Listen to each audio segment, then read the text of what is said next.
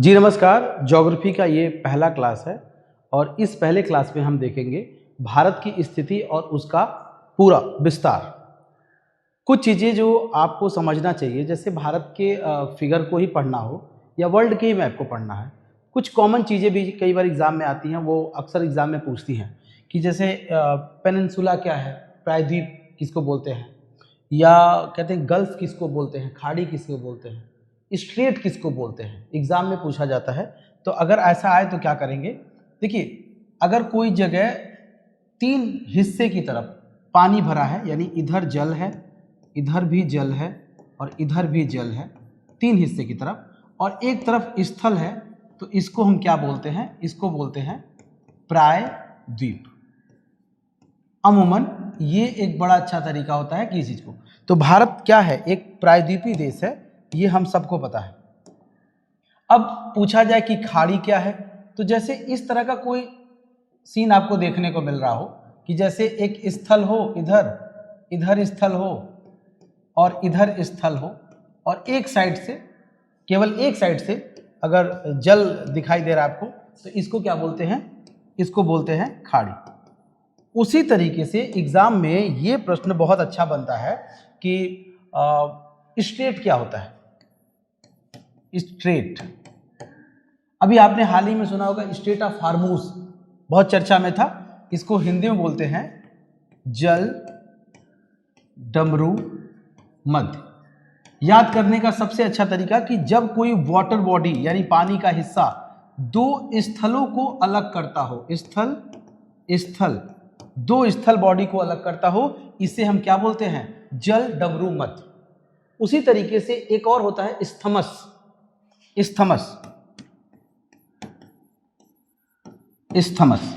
Isthmus किसको बोलते हैं, जब एक ये रास्ता है, समझिए कि कोई एक रोड है, तो कोई जब स्थल भाग, ये स्थल भाग है, जब स्थल भाग क्या करता है, दो वाटर बॉडी को अलग करता है, यानी इधर जल है, इधर भी जल है, और एक तरफ इधर क्या है, बीच में स्थल, यानी स्थल जब दो जल को क्या करता हो, अलग करता हो, इसको हम बोलते हैं स्थमस।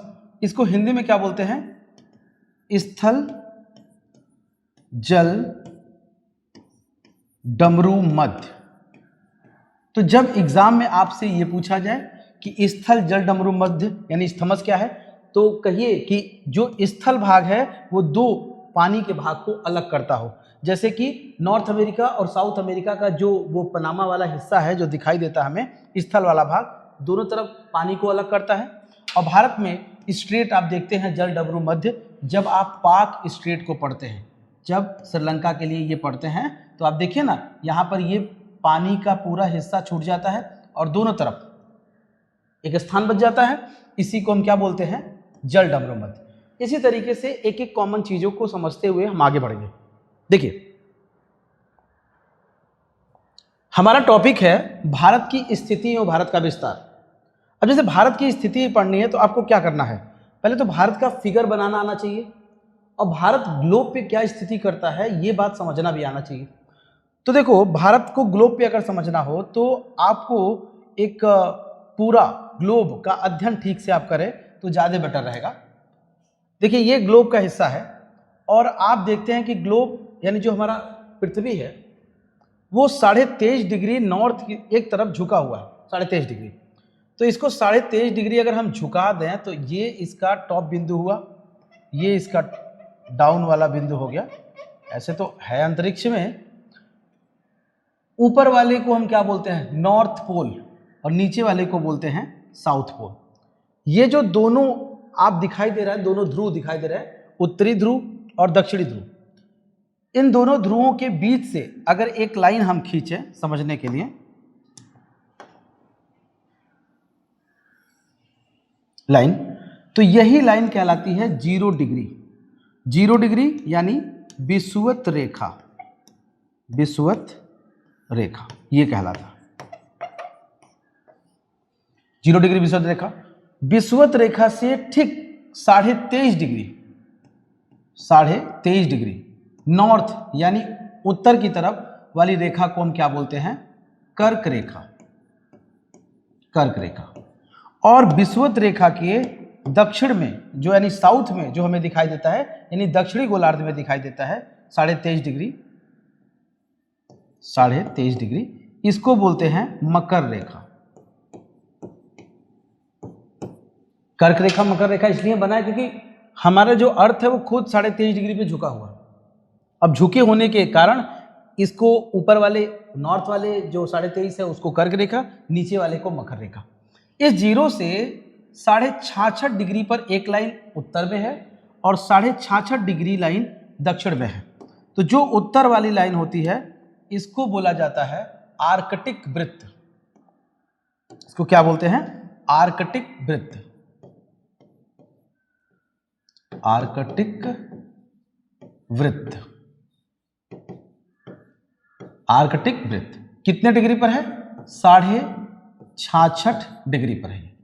तो 66.5 डिग्री नॉर्थ की तरफ है तो उसे आप आर्कटिक वृत्त कहेंगे, और 66.5 डिग्री अगर साउथ में दिखाई देता है तो साउथ की तरफ, ये नॉर्थ हुआ, ये नॉर्थ और ये साउथ, तो अगर ये 66.5 डिग्री साउथ में दिखाता है इसको बोलते हैं अंटार्कटिक वृत्त। तो इस तरह से हम ग्लोब में स्थिति को समझते हैं, कर्क रेखा, मकर रेखा, आर्कटिक वृत्त और अंटार्कटिक वृत्त। अब है क्या कि इसी कर्क रेखा पर हमारा भारत बसा हुआ है, इस कर्क लाइन पे।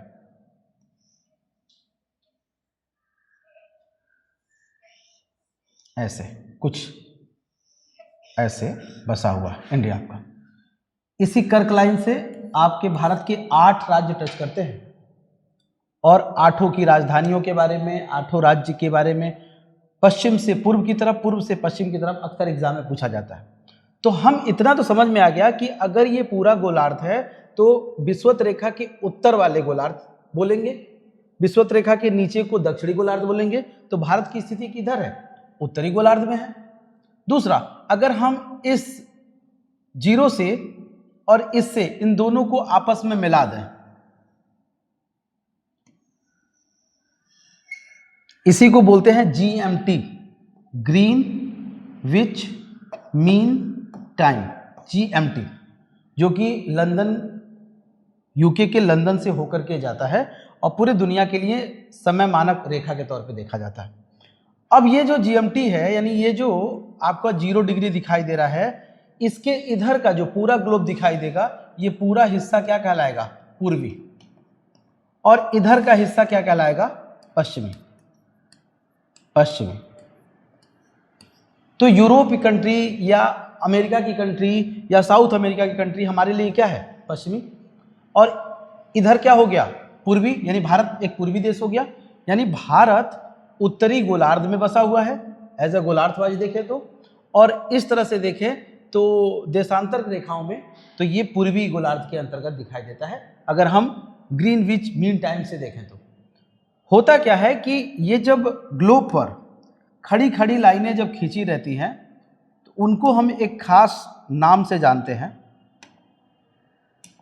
जैसे एकदम समानांतर लाइनें जो ग्लोब पर खींची जाती हैं, ऐसे समानांतर एकदम ये ऐसे खींची जाती हैं, काल्पनिक रेखाएं हैं और ये साउथ तक आती हैं, यानी यहाँ नीचे तक, और ये पूरा हो जाती हैं 90 डिग्री साउथ। उसी तरीके से यही काल्पनिक रेखाएं उत्तर में भी दिखाई देती हैं और ऐसे ही खींची गई हैं, 1-1 डिग्री पर ये लाइनें खींची गई हैं और फाइनली हम पहुंच जाते हैं 90 डिग्री नॉर्थ, और ये हो गया 90 डिग्री साउथ। तो जो ऐसे लाइनें आपको दिखाई दे रही हैं इनका नाम है अक्षांश रेखाएं। अक्षांश रेखा। इसकी क्या खास बात है कि ये एक अक्षांश रेखा दूसरे अक्षांश रेखा से मात्र 111 किलोमीटर का अंतर होता है। ध्यान दीजिएगा, यानी एक अक्षांश रेखा से दूसरे अक्षांश के मध्य जो लाइन होती है या कितने किलोमीटर की होती है, तो 111 किलोमीटर का होता है एक दूसरे से। और चाहे वो विषुवत रेखा पर देख लीजिए, चाहे इसके ध्रुवों के पास देख लीजिए, हर जगह इसकी दूरी समान होगी 111 किलोमीटर। एक लाइन से दूसरे लाइन के बीच में 111 किलोमीटर का अंतर दिखाई देता है। वही जब हम ये जो खड़ी खड़ी लाइनें जब बनाते हैं, ऐसे सीधे सीधे ग्लोब पर खींचते हैं, इन रेखाओं को बोला जाता है देशांतर रेखा, या इंग्लिश में बोले तो लॉन्गिट्यूड, और उसको क्या बोलते हैं अक्षांश रेखा को? लैटिट्यूड। तो जो लॉन्गिट्यूड होता है, यानी जो ये खड़ी खड़ी लाइनें होती हैं, ऐसे ऐसे खड़ी खड़ी जो लाइनें होती हैं, इन खड़ी लाइनों को हम बोलते हैं देशांतर रेखा। और एक देशांतर से दूसरे देशांतर के मध्य 111 किलोमीटर का अंतर इसमें भी होता है, 111 किलोमीटर। लेकिन इसकी एक खास बात है कि ये हर जगह समान नहीं होता, विषुवत रेखाओं पर इनकी दूरी में आपको अंतर देखने को मिल जाता है, विषुवत रेखाओं पे। बाकी ऐसे देखेंगे तो ये मोस्टली 111 किलोमीटर का ही गैप होता है एक देशांतर, यानी एक लैटिट्यूड से एक लॉन्गिट्यूड से दूसरे लॉन्गिट्यूड के बीच में। और इसकी दूरी घट बढ़ सकती है, लेकिन इसकी दूरी कभी भी घटती बढ़ती नहीं है। क्या घटता बढ़ता है? देशांतर रेखा का, देशांतर रेखा, इसकी दूरी घटती बढ़ती है, इसकी दूरी घटती बढ़ती नहीं है। अब आप समझिए कि जो भारत का फिगर है, अब भारत का हम विस्तार कहां से कहां तक है, तो भारत का जो विस्तार आप देखेंगे तो आपने यहां पर ही देखा कि ये जो हिस्सा है हमारा, ये सबसे भारत का जो सबसे पश्चिमी हिस्सा है वो 68 डिग्री 7 मिनट किस पर है? पूर्वी में है। यहां से अगर आप जीरो से लाइन खींचे तो 68 डिग्री 7 मिनट पूर्वी में पड़ेगा, यानी ये जो हिस्सा है ये कुछ ऐसे पड़ेगा, 68 डिग्री 7 मिनट पूर्वी। जब हम ग्लोब के अकॉर्डिंग देखेंगे कहाँ पड़ता है, तो ये गुजरात के पास पड़ेगा।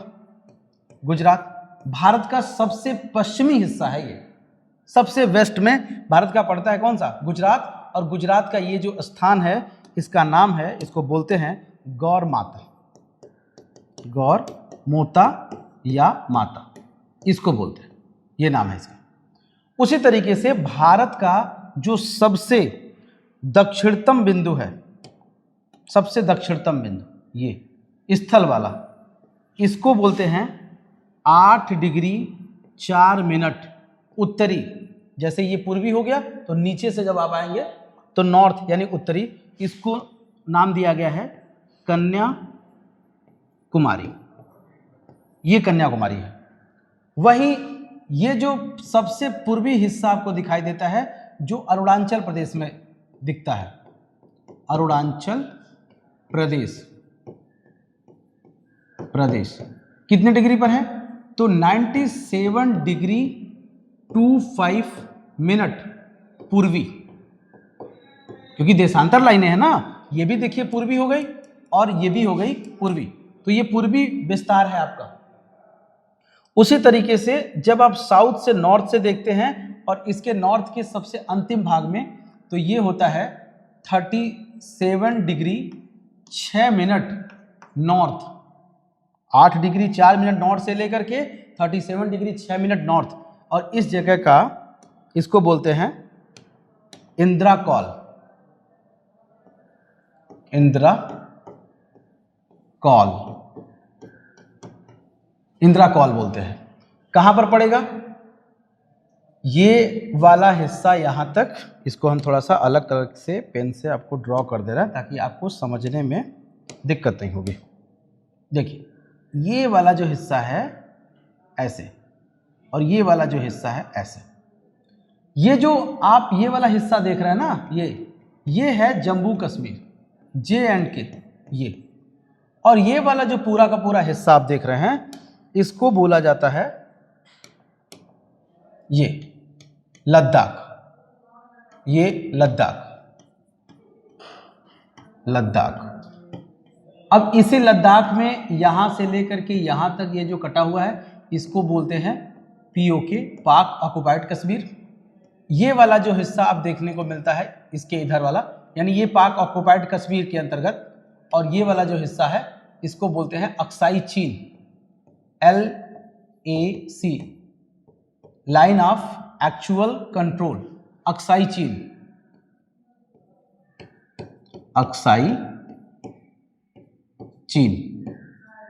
अक्साई चीन। अब आपने देखा कि पूरे भारत की चौहद्दी आपको समझ में आ गया कि पूरे भारत का जो सबसे उत्तरी है वो इंद्राकौल है, सबसे दक्षिण में जो स्थल भूमि है उसको बोलते हैं कन्याकुमारी, और सबसे पश्चिम में जो हिस्सा है दिखाई देता है वो गौर माउता गुजरात के अंतर्गत पड़ता है, और सबसे पूर्वी हिस्सा जो है वो अरुणाचल प्रदेश में पड़ता है, इसको बोलते हैं किबिथु। किबिथु किस राज्य के अंतर्गत आता है? तो अरुणाचल प्रदेश। कितने डिग्री पे? 97.25।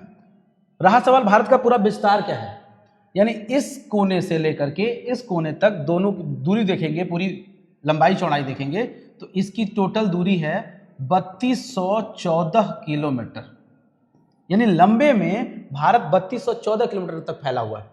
और इसकी जब इस तरह से चौड़ाई देखेंगे, ये वाला हिस्सा, तो इसकी टोटल चौड़ाई है 2933 किलोमीटर। तो ये आप एक स्क्रीनशॉट ले लीजिए और आगे की क्लास कंटिन्यू करते हैं।